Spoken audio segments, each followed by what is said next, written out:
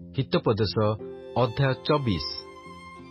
ତୁମ୍ଭେ ମନ୍ଦ ଲୋକମାନଙ୍କ ପ୍ରତି ଈର୍ଷା କର ନାହିଁ, ପୁଣି ସେମାନଙ୍କର ସଙ୍ଗୀ ହେବାକୁ ବାଞ୍ଛା କର ନାହିଁ।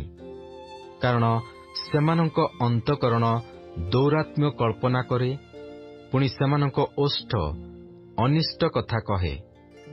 ଜ୍ଞାନରେ ଗୃହ ନିର୍ମିତ ହୁଏ ଓ ବୁଦ୍ଧିରେ ତାହା ସ୍ଥିର ହୁଏ। ଜ୍ଞାନରେ ତାହାର କୋଠରୀ ସବୁ ବହୁମୂଲ୍ୟ ଓ ମନୋରମ ବସ୍ତୁରେ ପରିପୂର୍ଣ୍ଣ ହୁଏ।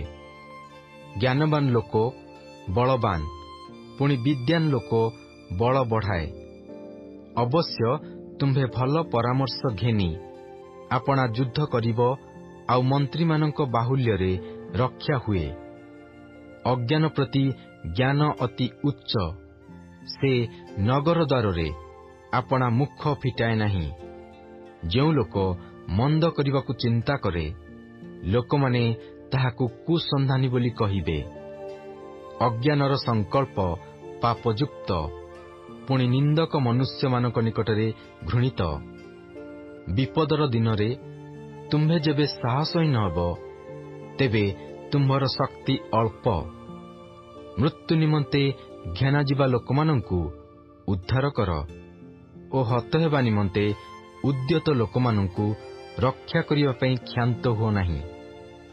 ଯେବେ ତୁମ୍ଭେ କୁହ, ଦେଖ, ଆମ୍ଭେମାନେ ଏହା ଜାଣିନାହୁଁ, ତେବେ ଅନ୍ତଃକରଣ ତୋଲିବା କର୍ତ୍ତା କ'ଣ ତାହା ବୁଝନ୍ତି ନାହିଁ? ପୁଣି ତୁମ୍ଭର ପ୍ରାଣର ରକ୍ଷାକର୍ତ୍ତା କ'ଣ ତାହା ଜାଣନ୍ତି ନାହିଁ? ଆଉ ସେ କ'ଣ ପ୍ରତି ଜଣକୁ ଆପଣା କର୍ମାନୁସାରେ ପ୍ରତିଫଳ ଦେବେ ନାହିଁ?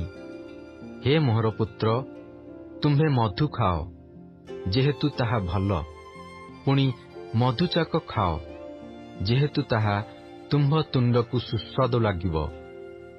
ଜ୍ଞାନ ତୁମ୍ଭ ପ୍ରାଣ ପ୍ରତି ସେହି ପ୍ରକାର ବୋଲି ତୁମ୍ଭେ ଜାଣିବ। ତୁମ୍ଭେ ତାହା ପାଇଲେ ପୁରସ୍କାର ଥିବାରୁ ତୁମ୍ଭର ଭରସା ଉଚ୍ଛିନ୍ନ ହେବ ନାହିଁ। ହେ ଦୁଷ୍ଟ ଲୋକ, ତୁମ୍ଭେ ଧାର୍ମିକର ବାସସ୍ଥାନ ବିରୁଦ୍ଧରେ ଛକି ବସ ନାହିଁ। ତାହାର ବିଶ୍ରାମ ସ୍ଥାନ ଲୁଟ୍ କର ନାହିଁ। ଯେହେତୁ ଧାର୍ମିକ 7 ଥର ପଡ଼ିଲେ ହେଁ ପୁନର୍ବାର ଉଠେ, ମାତ୍ର ଦୁଷ୍ଟମାନେ ବିପଦରେ ଝୁଣ୍ଟି ପଡ଼ନ୍ତି। ତୁମ୍ଭର ଶତ୍ରୁ ପତିତ ହେଲେ ଆନନ୍ଦ କର ନାହିଁ, ମଧ୍ୟ ସେ ଝୁଣ୍ଟି ପଡ଼ିଲେ ତୁମ୍ଭର ଚିତ୍ତ ହୃଷ୍ଟ ନ ହେଉ। କେଜାଣି ସଦାପ୍ରଭୁ ତାହା ଦେଖି ଅସନ୍ତୁଷ୍ଟ ହୁଅନ୍ତି ଓ ତାହାଠାରୁ ଆପଣା କ୍ରୋଧ ଫେରାନ୍ତି।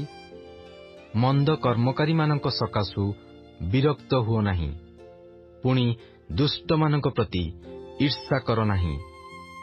କାରଣ ମନ୍ଦ ଲୋକର କୌଣସି ପୁରସ୍କାର ହେବ ନାହିଁ ଓ ଦୁଷ୍ଟମାନଙ୍କର ପ୍ରଦୀପ ନିଭାଯିବ। ହେ ମୋହର ପୁତ୍ର, ସଦାପ୍ରଭୁଙ୍କୁ ଓ ରାଜାଙ୍କୁ ଭୟ କର, ପୁଣି ଚଞ୍ଚଳମତିମାନଙ୍କ ସଙ୍ଗରେ ଲିପ୍ତ ହୁଅ ନାହିଁ। କାରଣ ହଠାତ୍ ସେମାନଙ୍କର ବିପଦ ଘଟିବ, ପୁଣି ସେହି ଉଭୟର ସଂହାର କିଏ ଜାଣେ?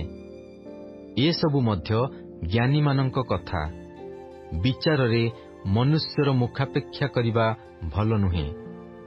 ଦୁଷ୍ଟକୁ ଯେ କହେ, ତୁମ୍ଭେ ଧାର୍ମିକ, ତାହାକୁ ଲୋକେ ଶାପ ଦେବେ।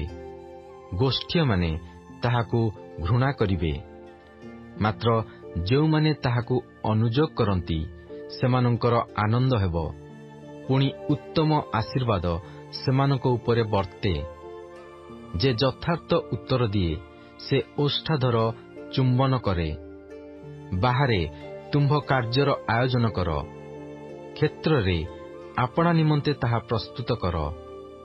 ତହିଁଉତାରେ ଆପଣା ଗୃହ ନିର୍ମାଣ କର। ଅକାରଣରେ ତୁମ୍ଭ ପ୍ରତିବାସୀ ବିପକ୍ଷରେ ସାକ୍ଷୀ ହୁଅ ନାହିଁ ଓ ତୁମ୍ଭ ଓଷ୍ଠ ଦ୍ୱାରା ପ୍ରତାରଣା କର ନାହିଁ। ସେ ମୋ ପ୍ରତି ଯେପରି କରିଅଛି, ତାହା ପ୍ରତି ମୁଁ ସେପରି କରିବି ଓ ତାହାର କର୍ମାନୁସାରେ ମୁଁ ତାହାକୁ ପ୍ରତିଫଳ ଦେବି, ଏ ରୂପ କୁହ ନାହିଁ। ମୁଁ ଅଳସୁଆର କ୍ଷେତ୍ର ଓ ନିର୍ବୋଧ ଲୋକର ଦ୍ରାକ୍ଷାକ୍ଷେତ୍ର ନିକଟ ଦେଇ ଗଲି। ପୁଣି ଦେଖ, ତହିଁର ସବୁଆଡ଼େ କଣ୍ଟା ବଢ଼ିଅଛି ଓ ବିଛୁଆତି ତହିଁ ଉପରେ ବ୍ୟାପ୍ତ ଅଛି। ତହିଁର ପଥର ପାଚେରୀ ସବୁ ଭଗ୍ନ ହୋଇଅଛି। ତହୁଁ ମୁଁ ଅନାଇଲି, ପୁଣି ମନୋଯୋଗ କଲି। ମୁଁ ଦେଖିଲି ଓ ଉପଦେଶ ପାଇଲି।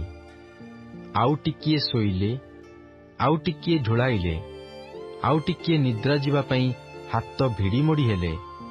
ତୁମ୍ଭର ଦରିଦ୍ରାବସ୍ଥା ଖଣ୍ଟ ପରି, ପୁଣି ତୁମ୍ଭ ଦୀନତା ସସଜ ଲୋକ ପରି ଉପସ୍ଥିତ ହେବ।